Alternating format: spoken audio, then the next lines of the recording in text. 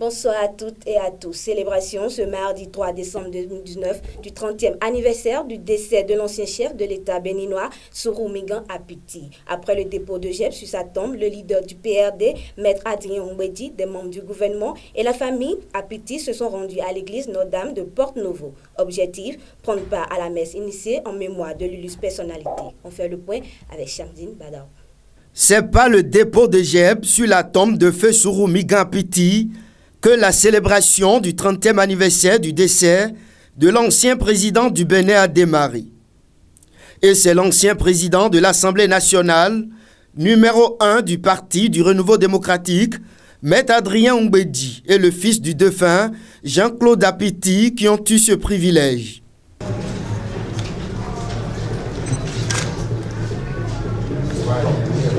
Ces hommages, initiés par les responsables du PRD, visent à célébrer l'ancien chef de l'État, Sourou Migan Apiti, et faire connaître à la jeune génération ses valeurs d'humilité, de grande culture et d'homme d'État. Après cet exercice, ministres, maires, députés et autres personnalités se sont rendus à l'église Notre-Dame de Porte-Novo.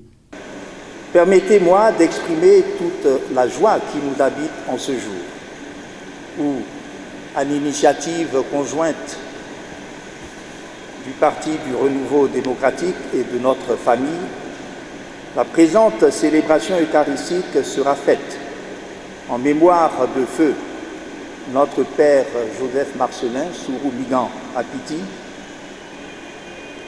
dont les éléments biographiques ont déjà été dits par le père vicaire. Au nom du père curé de cette cathédrale, je ne reviendrai pas sur ces éléments biographiques. Il est toujours difficile pour un fils de parler de son père. Joseph Marcelin Sourou Migan Apiti n'appartient plus à sa famille. Il est du domaine de l'histoire de son pays et de l'Afrique. Toutefois, je tenterai de mettre en relief certaines valeurs qu'il nous a léguées. Il est incontestable que la démarche spirituelle de notre Père nous a fortement influencés. Profondément spiritualiste, profondément croyant, il a appris à accepter le primat de l'esprit sur la matière et à admettre que l'horloge cosmique a un horloger, c'est-à-dire Dieu. Après l'homélie, suivra l'intervention de Christian Pafé Aoyo, membre du PRD. C'est très important de se souvenir de ceux qui ont fait le combat d'hier, qui ont conduit le Dahomey d'hier à la République et de la République. Aujourd'hui, nous sommes en République du Bénin. Il faut que la jeune génération sache que certains ont fait le combat au péril de leur vie et qu'on n'a pas intérêt à galvauder ou à mal entretenir ce territoire qu'ils ont laissé difficilement. Donc cette commémoration pour nous, ceux de mon âge et ceux qui ont des âges encore moindres, c'est de savoir que chaque fois, et le message du président Sourou Migan Apiti, c'est un message de tolérance, de paix. Et nous allons nous efforcer à respecter cette ligne-là. Donc 3 décembre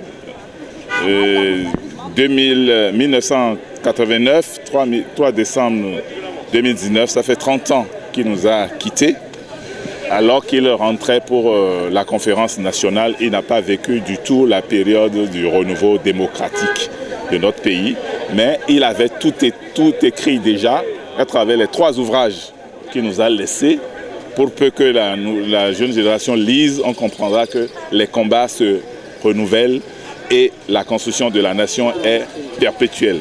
À travers cette forte mobilisation constatée, on peut sans risque de se tromper affirmer que le parti arc-en-ciel de Maître Adrien Oumbedi a rendu un hommage mérité au président Sourou Migan Apiti. Dans la même veine, un colloque scientifique est prévu courant 2020 pour célébrer les écrits toujours d'actualité de cet ancien chef de l'État du Dahomey, aujourd'hui Bénin.